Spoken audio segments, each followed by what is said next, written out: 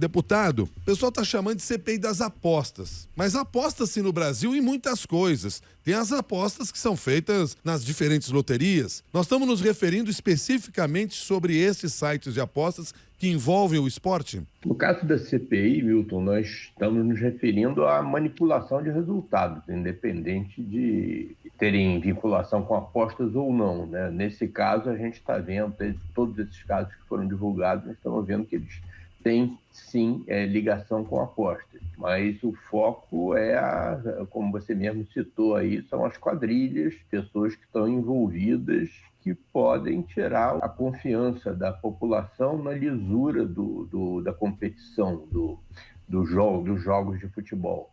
Eu sempre disse que futebol, até para subsidiar tudo aquilo que a gente tentou fazer lá no Flamengo, que futebol é talvez o principal ponto de contato com a realidade, com a vida de boa parte da população brasileira. Então, se o futebol não der um bom exemplo, nós não vamos a lugar nenhum. Essas notícias que nós estamos acompanhando estão levando exatamente na direção contrária. As pessoas vão perder a confiança.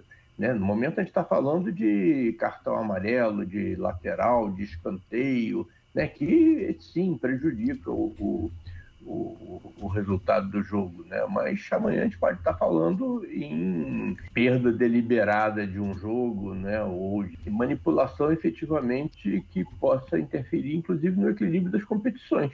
E até pensando nisso, deputado, quais devem ser as primeiras ações dessa comissão? Na avaliação do senhor, quem tem de ser ouvido logo no início? Olha, Cássia, a comissão ainda não foi instalada, eu não sou o presidente da comissão, nem o relator da comissão, sou um membro, serei um membro titular da comissão, mas eu entendo que essas notícias recentes, que envolvem atletas, devem ser o foco, pelo menos inicial, da comissão. Então, a gente deve tentar se aprofundar em todo esse noticiário que vocês estão trazendo para nós. E quem a comissão deveria começar a chamar para iniciar essa investigação? Olha, acho que atletas estão já claramente envolvidos. Devemos chamar provavelmente também dirigentes que têm convívio, que têm uma relação de proximidade, e até relação trabalhista com esses atletas. O planejamento ainda vai ser feito, mas ninguém vai ficar de fora, não. Agora, deputado, pensando nas ações a serem adotadas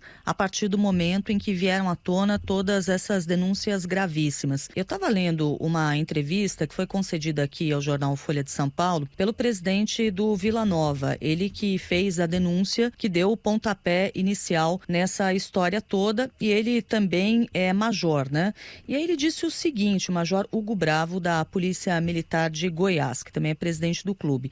Ele disse o seguinte, na avaliação dele, determinados campeonatos não deveriam ter nenhum tipo de aposta. Torneios como de segunda divisão, sub-20. Disse ainda que na avaliação dele não podem existir apostas em ações individuais, como em lateral, escanteio. Para ele, isso facilita a manipulação. Qual a avaliação do senhor sobre isso? O presidente do Vila Nova, que para nossa sorte, é um policial da área de inteligência, então foi ele que começou a desvendar toda essa situação.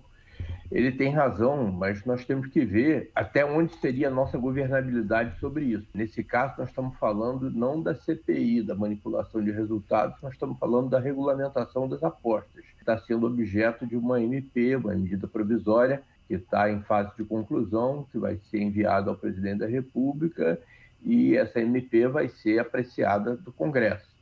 E aí nessa MP, inclusive, pelo que eu li, ela já prevê proibições para que determinadas pessoas, atletas, pessoas que estão envolvidas diretamente com o jogo, essas pessoas não poderiam apostar. É difícil também você proibir que jogos da Série C e da Série D sejam objeto de apostas. Poderia-se pensar nisso também, mas eu acho que a gente deve trabalhar para que os jogos da Série C e da Série D tenham o mesmo garantia de lisura que os jogos da Série A, da Série B, da Champions League e outras. O trabalho tanto da CPI como dos parlamentares discutindo essa MP da regulamentação, ele deve ser paralelo, porque no final das contas o objetivo é o mesmo?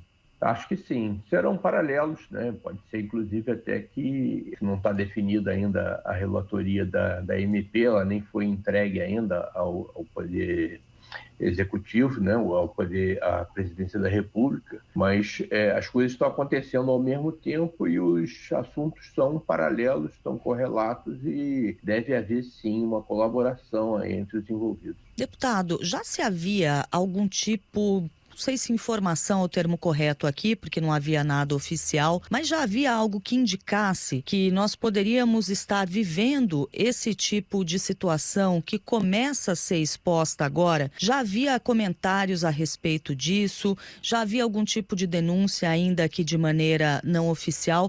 Até estou perguntando isso para o senhor, já que o senhor foi presidente do Flamengo, está aí muito envolvido nesse universo esportivo, né? No bom universo esportivo aqui, porque é sempre importante a gente falar como é necessário a gente tratar dessas questões para preservar algo que é muito importante na cultura brasileira. O apreço de todos os brasileiros pelo futebol, que é algo que não pode ser colocado aí no mesmo balaio de práticas irregulares que aconteceram. O senhor chegou a ouvir algo sobre isso alguma vez? Olha, enquanto eu fui presidente do Flamengo, eu não tive conhecimento de nenhum caso.